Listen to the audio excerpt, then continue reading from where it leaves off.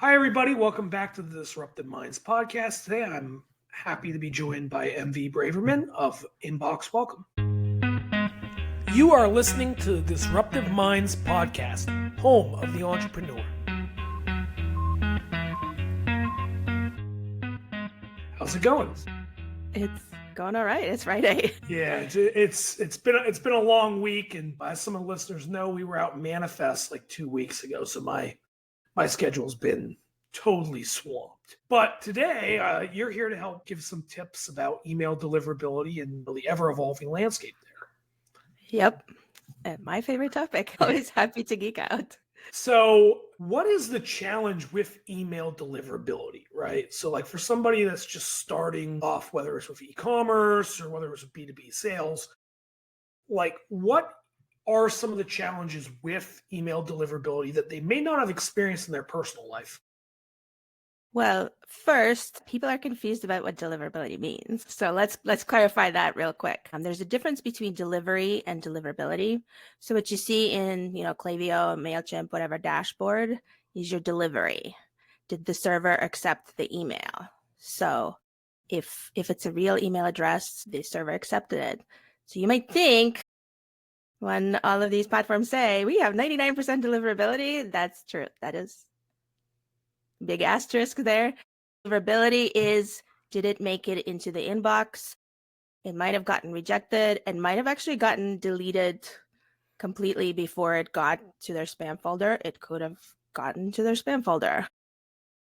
That's the big mystery. The delivery is not as much of a mystery. The deliverability is, and that's why I'm in business, and there's deliverability experts with many years of experience. That's the first challenge, is understanding the difference. Just because it was sent off doesn't mean you know where it landed. And these days we have more and more challenges with the arrival of ChatGPT. The amount of spam has exploded, and it was already enormous. So all of the filters are more and more and more on guard. They're getting smarter and they're getting more cautious. Yeah, there's definitely been an uptick in sales emails. And like you said, especially like AI generated insert company name-esque sales emails and what I've been feeling like 3-4 years ago. And, with these new tools, it's only going to increase, right? Yep. So like you said, there's a difference between, delivered and deliverability. And how is it that companies can make sure that the emails are reaching their intended audience? Okay. I will be honest, there's absolutely no way to make sure of this. I actually just did 2 LinkedIn posts on this the other day, because I have emails from Google in my Gmail spam folder. I put in a service request with Microsoft because they were bouncing some of my emails. Their email support email went into my Outlook spam folder. If these companies cannot guarantee that their own emails go into inboxes, if anyone tells you they can guarantee it, please run away. They do not deserve your money or your time. But there are lots of things that you can do to make it more likely that you will show up in the inbox. Mm-hmm. And they've actually made it pretty clear what they are, and these have been best practices for a long time. It's authenticate your emails, and part of it is technical. Make sure that your SPF, DKIM, DMARC are set up correctly. There's also like a psychological, don't try to pretend to be someone else. Don't play musical chairs with your from names and from domains. Send emails that people want. So don't send cold email at scale. Like, it's one thing if I reach out to you asking, can I be on your podcast? Technically, that's a cold email, but that's okay. If you're starting to send a bunch of cold email at scale, you're playing whack-a-mole with people who are very experienced at playing whack-a-mole. Yeah. Make it easy to unsubscribe. That's both legal requirement and, frankly, human thing. With most platforms, you're paying per subscriber. Why would you want to pay for someone who doesn't want to hear from you? Yeah, that's a big one, is giving people the ability to opt out. There's a lot of brands I see, especially in the e-commerce space, that overlook this, and it'll directly show up in their online reviews. And I always get a kick out of it when it's like, this brand keeps emailing me, there's no unsubscribe button, 1 star on Amazon, and you're like, it doesn't have anything to do with the product, but glad to know if I sign up for this newsletter, there's no way out, there's no escape. Yeah. And, these days, I'm sorry, you are not in charge. You do not have the power. You have to play by the mailbox provider's rule. It's your subscriber who has the power. They can mark it as spam. And that signal is way worse than, 10 unsubscribes. So just make it easy for them to say no. As ideally, ask them if they want to say yes. Don't just assume.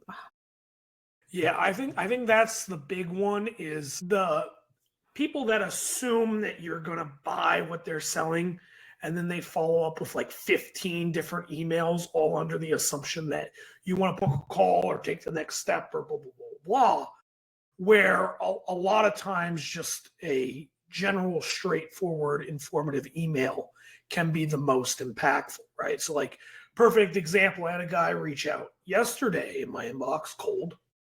And he was just like, hi, did you ever think about like writing a book? What writing a book could do to your Google SEO? If you ever want to write a book, call me, right? And it was just a general conversational thing with a little bit of information. I thought it was very effective because I read it, I wrote back, great, I didn't think about that, thanks, right? And the interaction was over. I didn't get 45 follow-ups. But now, let's say I did want to write a book a year from now, right? I'd be like, there's a guy who emailed me a few months back. Let me go back through there. And I think a lot of people think that email marketing specifically is like instant gratification. Let's get that click. Let's get that sale. Let's track the conversions, right? Like when you go into those dashboards and stuff, it's always about deliverability, conversion rate, who clicked, right? And a lot of times this can just be like one of your 3 to 5 touch points along your sales cycle if you're e-commerce, or along a much longer sales cycle for B2B. Right. And you mentioned this, but omnichannel strategy is the word of the year, or I don't know, a few years. Yeah. But that also applies to B2B, right? Send them a LinkedIn message and along with the email. Make them see you in a few places. I've actually heard someone say they take out LinkedIn ads targeted specifically at the people at the companies they want to reach, along with sending emails. That is a little next level, but there's some pretty good different types of campaigns you can run with Google ads, run with Facebook ads, Instagram ads. At this point, they're pretty good at getting it down to your IP address, and they can follow you all over the internet. So terrifying. Yeah, it's a little terrifying, but at the same time, it's, it almost doesn't feel as invasive seeing like a random ad on Instagram as it does when someone's like, hi, for the 3rd time, do you want to book a meeting? Like, we're best friends now. I think messaging is really important in these emails. I think that's kind of what we're getting at with all this, right? Is that the messaging doesn't always have to be point A to point B. It can be informative. It can bring value, right? It can do a bunch of different things. So what's your thoughts on that? I would agree. And actually going back to your previous point that maybe a few months or a year from now, you might be thinking about writing the book. Think about that as a long cycle, because like some marketing platforms, the links expire after a certain period of time. They're no longer even valid. So if they come back a year later and try to click on your link, is it going to work? We don't know. Don't just think of, your 30-day attribution window or 7-day attribution window, whatever it is. Do think long-term, and yes, make it searchable. Especially in e-commerce, I see this egregious, like, we really want our emails to be pretty, so let's make it all image. Okay, maybe it looks pretty on one device, but not on the other.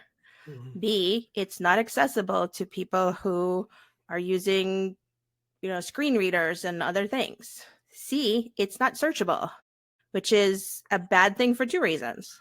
They can't search it for it a year later when they're thinking about it. And we are now having all of these new AI summarizers Well, those AI summarizers can't read your images. They summarize the live text. Yeah.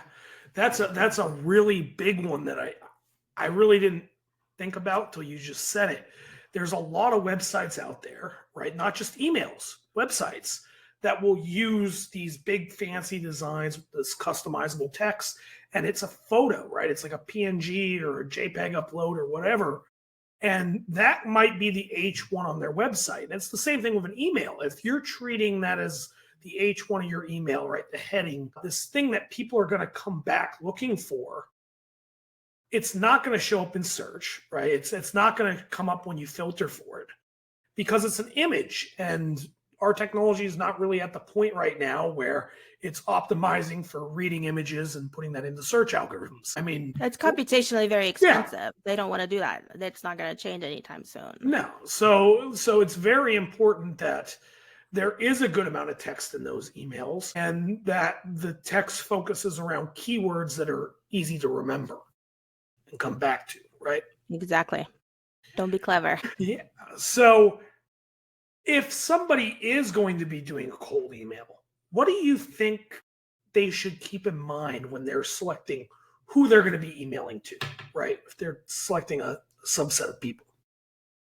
Well, first, spend the time to make it as targeted and specific as possible and hone in on like where are these email addresses coming from? Are they scraped? Like I have a LinkedIn only email address. Every time I get an email to it, I know it was scraped and I immediately mark it as spam. So people have multiple mailboxes. They have multiple filters. They are not stupid. Yeah. I promise you, we are both receivers and senders. So we know what's up, right? If, find the source. I mean, ideally you want a warm introduction, but okay, you want to reach out cold. So first, make sure, yes, your authentication is set up properly. You're not trying to use some third-party domain. I would use maybe a subdomain, but not try a cousin domain. So a cousin domain is like when you add an extra word or change a few characters. That is a security nightmare. I promise you that Proofpoint and all of these other security tools are looking very carefully when they spot a cousin domain. Yeah, that's a big one, especially in the world of e-commerce because of all the fraud, right? Like you have copycat websites, return fraud. I'm sure you got an email at some point or a text message letting you know that, package has been delivered, right? Like we've all seen the scams, and this is why businesses invest in firewalls and security measures and things like that, because they do happen. And like you said, those copycat or cousin domains a lot of times can come up and drive those spam filters absolutely crazy because they think it could be a phishing scheme. Yep, exactly. So send an email that sounds human, right? You don't need to give them your full life story, but also don't be one of those, pretending to send a reply or a forward or other head fake things that we are, again, also all wise to. So short, to the point, it's a conversation starter. It's not a sales page, right? If they're interested, they will reply. If they're not, maybe follow up once or twice, but please don't stalk them. No, there's this whole, like, you have to have 8 interactions before someone says yes. That does not mean send them 8 emails, maybe connect with them on LinkedIn or like other interactions, Omnichannel. So I think a really interesting point there is that a lot of people look at a non-reply or somebody that opts out as a negative, right? They look at it as a loss. And the truth is that what it actually does is help you narrow down your subset of people you're reaching out to, contacts, lists, and allow you to focus your energy where it's actually wanted, right? So an opt-out can be a good thing, right? It can help you opt-out is a good thing. And dial in. Well, I thought it's a good thing for multiple reasons. A, that you ended up in their inbox. Because if you're just sending it and there's silence, you don't know what happened to it. It may have gone into spam. It may have gotten deleted. And I have a personal pet peeve against, people resending emails. They automatically resend to non-openers. That's a bad strategy for email marketing. That's a bad strategy for cold email, because you're basically lowering your deliverability as we speak. Like you're diluting. You are not reaching people you didn't reach. You are sending more signals to the mailbox providers that you are someone who wants to talk to people who don't care about you. Yeah. That's actually a big one, is like you said, you don't think about it sometimes from the number standpoint, but it's like walking out to the batter box at baseball and just taking a pitch, right? So your batting average is going down the more often you do that. And, it doesn't necessarily reflect in that batting average that, oh, no, I wanted to see that one. Or, oh, I just gave it another shot here, right? So those statistics are going to be held by your email provider and by the receiver's email provider, and everybody's going to know. Right. So stop chasing people who don't care about you and start delighting people who do. Yeah, I think that's a really powerful point.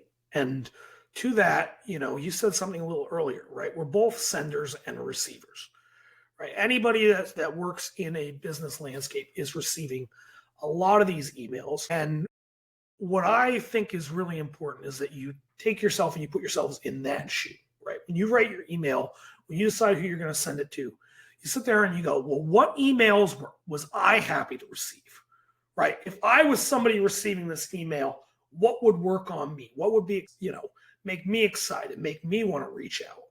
And a lot of times just putting yourself in the shoes of your audience can be a really good first step in improving the quality of the actual email and the messaging. I agree. You have to be honest with yourself, though. Well, that's why you show it to two of your friends too, right? Like get some outside opinions, right? Crowdsource this thing, right? So it's important to be honest and get that feedback and, really improve your emails. So like you said, the deliverability improves and people are delighted to receive that message. So if you were to give 3 tips that you think are really, really important, what would they be? Well, I mean, honestly, it really is those best practices, which is authenticate your emails, both technically and, don't mess around with your display name. Like, it's okay to say, your company Black Friday or MV at inbox welcome, right? But don't try to be, I have emails that say like Amanda as the from name. I have no idea who Amanda is. Amanda didn't check what her display name actually said. I need to recognize who it is before I'm willing to open an email. The same thing, subject line. Don't try to be tricky. Keep in mind, of course, keep it short. It needs to be mobile friendly. And I don't usually use Outlook, but I just realized just how narrow the pane is on Outlook. So it actually clips even more than my phone. Yeah. So keep it short, keep it sweet. Don't try to game the system, work with the system. So send them emails that they want, or at least you can be reasonably honest that they may be interested in. And like, if you're sending cold email, don't just make it easy to unsubscribe. Tell them that you're only going to maybe reach out once more and keep your word. That's a really good one too. On one hand, creates like a false sense of scarcity, but on the other hand is very polite. It's very considerate. And it allows you to know what mindset your receiver is in right away, right? You're not sending 5, 6 emails.